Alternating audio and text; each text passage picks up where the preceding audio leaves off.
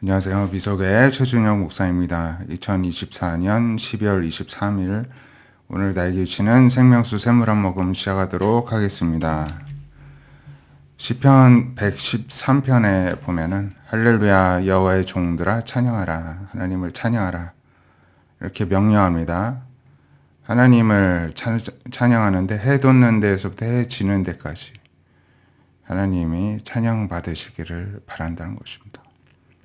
여호와는 모든 나라보다 높으시며 그의 영광은 하늘보다 높으시기에 찬양받기에 합당하신 분이시라는 것이죠. 여호와 우리 하나님 같은 이가 누구리요? 높은 곳에 앉으셨지만 스스로 낮추사 천지를 살피시는 분이십니다. 사람들은 높은 자리에 있으면 아래 밑에 있는 사람들을 하찮게 여기고 잘 몰라합니다. 자기 부하 직원이 누가 있는지 내가 어떻게 일일이 아냐. 이게 사람인데 하나님은 스스로 자신을 낮추셔서 다 살피고 알아봐 주신다는 것이죠. 가난한 자를 먼지 더미에서 일으키시고 궁핍한 자를 거름 더미에서 들어 세워 주십니다. 가난한 자, 궁핍한 자, 심지어 먼지 더미에 있고 거름 더미에 있을 만큼 비천하면 저 같아도 선뜻 이들을 가까이 하기 어려울 것 같습니다. 솔직한 마음으로는요. 근데 그러함에도 하나님은 그들을 세워주시고 붙들어 주십니다. 지도자들, 그 백성의 지도자들과 함께 세워주실 정도로 공평하게 대하시고 임신하지 못하던 여자를 집에 살게 하사 자녀들을 즐겁게 하는 어머니가 되게 하십니다. 임신하지 못하던 여자. 과거에는 여성분들의 가장 큰 문제가 임신을 하지 못하게 되면 그게 가장 큰 고통이고 또 수치이고 좌절이었는데 하나님께서는 그런 여자들의 태를 열어주셔서 자녀들을 낳게 하시고 어머니가 되게 하시는 분이시라는 것이죠. 구원자이십니다. 그분을 찬양하라 할렐루야 이렇게 외칩니다.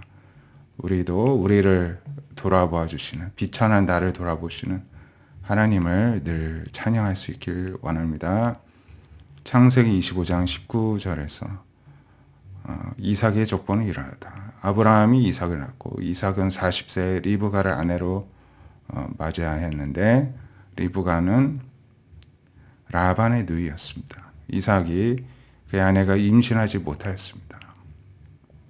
이 가정들이 임신하지 못한 문제로 고민과 어려움이 있었죠. 그래서 하나님께 간구하였습니다. 그럴 때는 하나님께서 간구를 들어주시고 리브가가 임신을 하게 되었습니다. 그런데 이 자체도 참 놀라운 기적이고 하나님의 큰 은혜와 선물인데 아들들이 태 속에 있습니다. 쌍둥이를 임신한 것입니다. 근데 서로 싸우니까는 이제 엄마가 힘들어했겠죠. 그래서 이삭도 이런 경우는 잘 모르니까 이럴 경우에 내가 어찌할까 하고 하나님께 물어봤습니다. 여쭤봤습니다. 이게 굉장히 신앙인으로서 우리가 배워야 할 자세죠. 우리가 아는 것보다 모르는 게 인생 살면서 더 많죠. 이럴 때에는 내가 어떻게 해야 될지 우린 사람한테 묻고 인터넷을 찾아보는데 그에 앞서 하나님께 여쭤보라는 것입니다. 하나님께서 두 국민이 너의 태중에 있다. 두 민족이 복중에서부터 나뉜다. 이 민족이 저 민족보다 강하고 큰 자가 어린 자를 섬기리라. 이렇게 예언을 말씀을 주셨습니다. 이제 기한이 차서 쌍둥이였는데 먼저 나온 자. 이제 첫째는 붉고 전신이 털옷 같아서 이름을 에서라고 지었습니다. 에서는 붉음 이런 뜻이 있죠. 그리고 아오는 에서의 발꿈치를 잡았으므로 이름을 야곱이라고 지었습니다. 야곱은 발꿈치를 잡았다. 남을 넘어뜨리는 자, 샘내는 자, 거짓말하는 자 이런 뜻이 있습니다. 부정적인 의미죠. 그래서 리브가가 아들을 낳을 때 60세였습니다. 그러니까 이삭이 40세에 장가들었죠. 근데 아들을 60세, 20년 동안 아이가 없어서 고민하고 기도를 하였다는 것입니다. 하나님께서 그 후에야 20년의 기도를 들으시고 응답을 해주셨습니다. 아이들이 장성해서 에서는 사냥꾼, 들사람이 되었고 야곱은 조용한 삶, 장막에 거주하였습니다.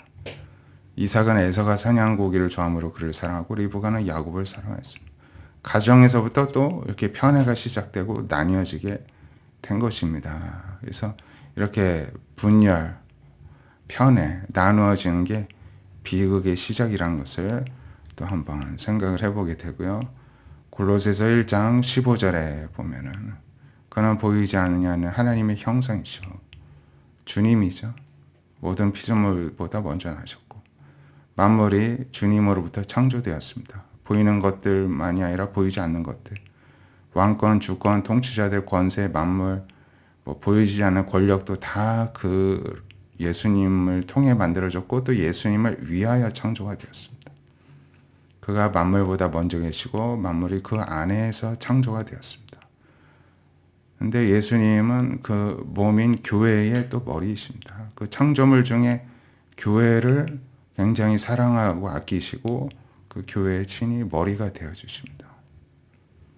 그래서 또 만물의 으뜸이시죠. 죽은 자들 가운데 먼저 나신 또 부활이라는 것을 또 처음으로 그 길을 열어주신 분이시고 만물의 으뜸이 되시는 분이십니다.